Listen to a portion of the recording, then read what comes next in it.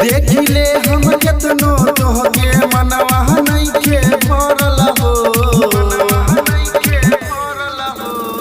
देखिले हम केतनो तोहके मनवा नइखे भरल हो। तोरा प्यार के नशा चढ़ल हो। नैना जब से बालरल हो। तोरा प्यार के नशा चढ़ल हो। नैना जब से बालरल हो।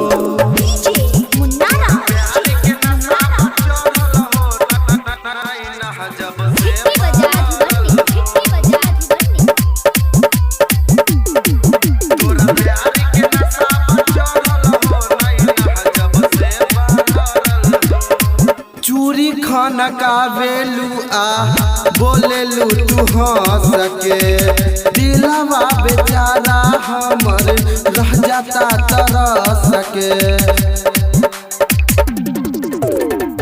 चूरी खाना का वेलू बोलेलू तू हंस के। दिलवा बेचारा हमर रह जाता तरस के। रूप के हम करी बड़ाई अखिया में बारू गरल हो। तोरा प्यार के नशा चढ़ल हो। नैना जब से बालरल हो। तोरा प्यार के नशा चढ़ल हो। नैना जब से बालरल हो।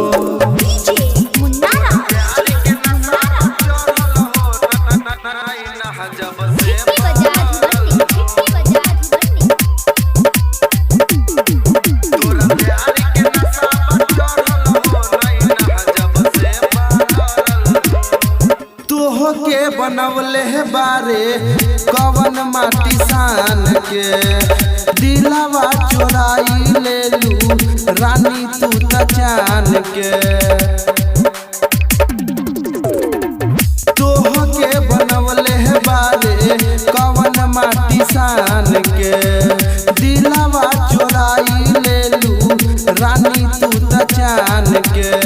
रूप के हम करी बड़ाई अखिया में बारू गरल हो। तोरा प्यार के नशा चढ़ल हो। नैना जब से बालरल हो। तोरा प्यार के नशा चढ़ल हो। नैना जब से बालरल